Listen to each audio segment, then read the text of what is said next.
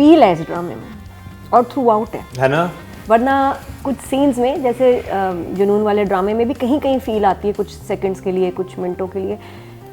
यहाँ डायरेक्टर का इतना कमाल है, वो हमें ट्रांस में ले जाता है। वो लगता ही नहीं कि ये इस टाइम एंड एज का ड्रामा है, किसी और वक्त, किसी और दुनिया। Right from the locations to the acting to the close, और जो हमजा नहा के तैयार हुआ और जो उसने शेप बनाई, उई माइंड ब्लोइंग, माइंड बॉगलिंग। मतलब उसके बाद हर लड़की को बस जो है ना, आप क्या है ड्रामा यही है ना कि आपको एकदम लगे मैं कोई शहजादी हूँ, मैं कोई, मेरा भी शहजादा ऐसे आएगा या आ चुका है या है इधर ही, यही वाला ही है। तो ऐसी कोई feeling, it makes you want to fall in love and fall in love with falling in love, you know what I mean. बहुत गहरी बात की मैंने। ये ऐसे है, इस ड्रामे को देख के मियाँ प्यारा लगता है, सही बात है, दिल करता है जिनकी शादियां नहीं हुई यार शादी हो जाए, ऐसा ही होना चाहिए। ख्वाब देखने पे मजबूर करता है। It's so dreamy, it's so beautiful. और वो उसमें कैरेक्टर्स का बड़ा है कि आयजा इतनी प्यारी लग रही है, जैसे वो आते हैं और वो जिस तरह डायरेक्टर का उसमें बहुत कमाल, जिस तरह से उसने शूट किया ना, ये वही है, वो हीरो मेरा डायरेक्टर है। क्योंकि वो हवा का चलना, जैसे एकदम वो चिपकाना आता है ना, वो सारी फीलिंग, और हमजा आता है, वो तो वैसे ही पोइट्री इन मोशन है ना, खूबसूरत इंसान, क्या बात है। ये वो वाला अंगूठा देंगे, एक मिनट बोरो कर लो आपका अंगूठा। ये वाला मरीना जी का अंगूठा। ये वो लाइन बड़ी खूबसूरत है, बड़ी सिंपल सी लाइन है कि ज़िंदगी अगर एक आलू लेती है तो 3 आलू देती भी है, समथिंग लाइक दैट। बहुत खूबसूरत मुझे लगा कि, क्योंकि अच्छे मुझे लगता है कि सिंपल अल्फाज में ना बड़ी बात कह जाए, और फिर आलू मेरी जान मिल भी गया। तो फिर उसका ये कहना कि अच्छा खासा इंसान एकदम उसको क्या होता है कि जैसे ढह जाता है, वो भी लाइन मुझे बड़ी अच्छी लगी। And the concern she has कि जी उसको एकदम अचानक क्या हो जाता है। मेरे हिसाब से स्टोरी और कैरेक्टर्स बिल्कुल कंप्लीट हैं, तो अब आर्किटेक्ट की एंट्री वाई?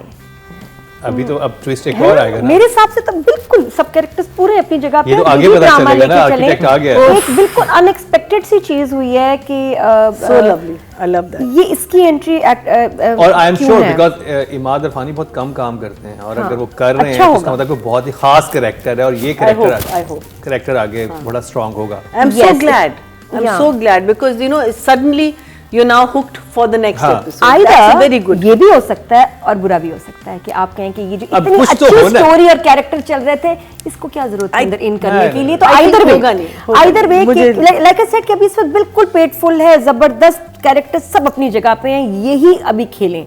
तो अगर कोई कैरेक्टर आया है वो या तो बहुत अच्छा कर देगा या गड़बड़ भी हो सकती है, आई डोंट नो। बिकॉज मेरे हिसाब से the drama is complete, characters, और आगे ये थोड़ा सा स्लो में लगा भी, आगे बहुत तूफान आने वाला है इसका। जो अगले एपिसोड्स हैं इसमें ये मोहब्बत, ये वो इसका टेस्ट होगा और बहुत सारी चीजें उलट जाएंगी। अब जो मेरे लिए जहां राइटर ने छोड़ दिया कि वो लड़की ने तब्रेज को अंदर बुला लिया, घर के अंदर आ गया है, अब क्या होगा, और उसने क्यों आने दिया, अब क्यों उसने आने दिया, जब उसका पता है कि उसका मियाँ भी नहीं है, इसकी नीयत भी खराब है, मैं अंदर आके बात कर सकता हूँ, क्यों अंदर आना है, क्या बात करनी, ऑफिस के यहाँ खड़े होके करें, नहीं, बात इससे भी ज्यादा इम्पोर्टेंट है, बात कुछ और है, अंदर आके। अब यही तो लड़की में लेयर्स हैं ना, जब भी तो वो कहती दिस इज वेरी अनलेस वो एकदम से कहेगी कि मैंने तुमसे शादी करनी है और अपनी जिंदगी चेंज करनी। मेरे लिए आई थिंक बहुत इंटरेस्टिंग, मेरे लिए ये मोमेंट जो था ना, द इट मोमेंट था ऑफ द ड्रामा के, इट बेटर बिकॉज़ नहीं देखिए बेवकूफी, मैं ये एक्सपेक्ट नहीं कर रही थी कि ये लड़की इसको घर के अंदर ऐसे आने देगी। I was not expecting. देखिए उधर मुझे भी ना अब गलत हो गया। अगर वो लड़की होती, अगर कहते हैं बहुत स्मार्ट होती, उसके जहन में कोई तो बात है, वो कहती शोर को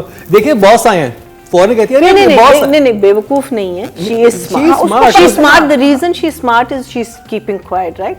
घर के अंदर बुलाना जो है ना, इट शुड, तो ये उसकी लेयर है, it should lead to something, if it doesn't then that's I think wrong writing. वो मेरे लिए बहुत ड्रामेटिक था कि यार उफ, अब क्या how are you come and they both have very weird kind of a chemistry, like when yes, बहुत इंटेंस है, डूइंग इट वेरी वेल। अब वो जब ड्रामा में दिखाते ना, मैं तुम्हें छोड़ूंगा नहीं और पकड़ लिया और खींच लिया, ये रबिश होता है। इस तरह की चीजें कि जो कुछ हुआ भी नहीं और आपको चिल्स आपके जो है ना आप फील करें। नंबर्स तो वो चल रहा है 8.5 for the right, 8.5 for the Bilal, 9 बहुत अमेजिंग।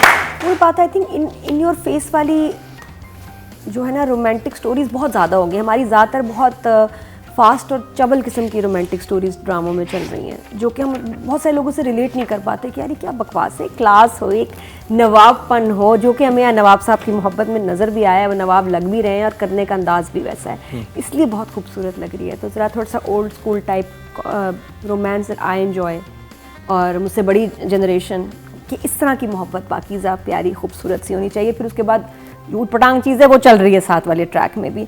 तो director is doing a fantastic job, क्योंकि सारे सीन्स में उसका कंट्रोल है। कहीं एडिटिंग या इस तरह मुझे फ्लॉ नहीं नज़र आया कि इसकी ग्रिप से निकल गया, ये हो गया, बड़े बड़े कोई सच फ्लॉज नहीं है। कहानी एक बिल्कुल स्मूथ प्लेटफॉर्म पे बड़ा ज़बरदस्त तरीके से चल रही है, स्लो फास्ट दैट्स फाइन।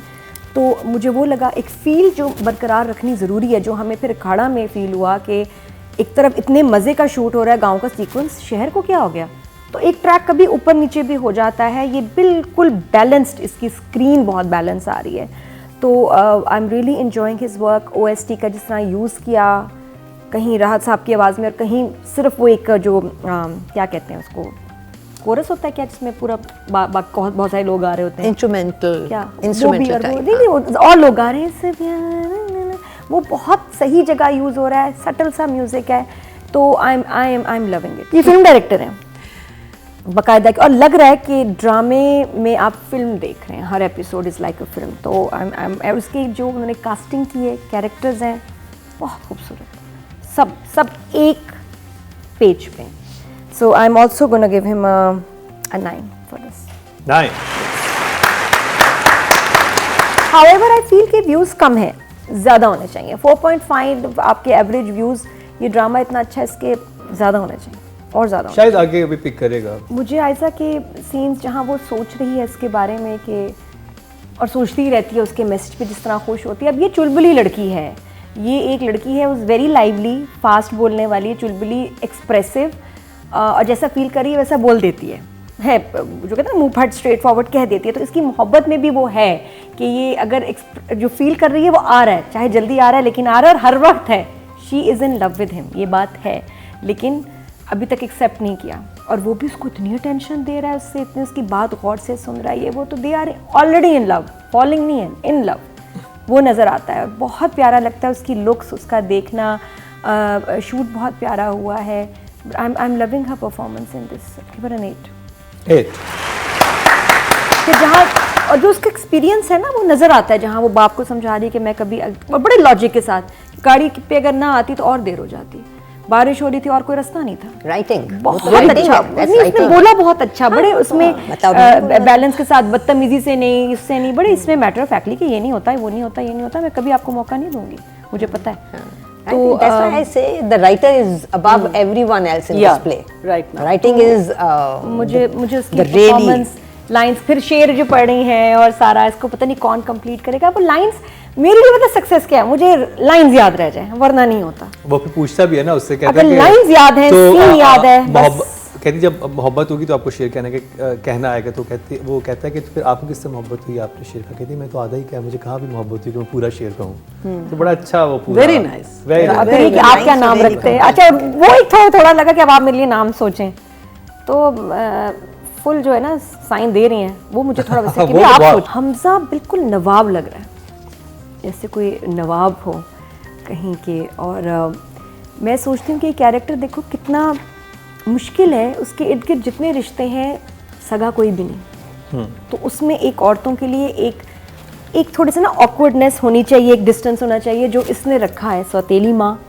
सौतेले भाई, फिर वो जो खाला की बेटी है वो जो फ्री हो रही है, फिर ये जहाँ कोई, और फिर ये आयज़ा भी, हर एक रिश्ते के लिए इसकी एक रिस्पेक्ट और एक डिस्टेंस है, ख़ास तौर पे औरतों के लिए। और वो नज़र आता है कि जैसे ही औरतें आती हैं तो ये खड़ा हो जाएगा या ऐसे हो जाएगा या अलर्ट हो जाता है कि उसको एक रिस्पेक्ट देनी है और एक उनके साथ रिलैक्स नहीं होना।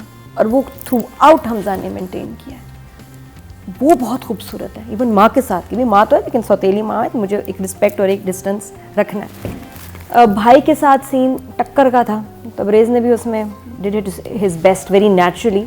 दोनों का बहुत अच्छा काम कि नहीं, मैं तुम्हें ये नहीं कह रहा, मैं ये नहीं पूछ रहा, और वो उसको जैसे कन्फ्रंट कर रहा है, वाज वेरी नाइस।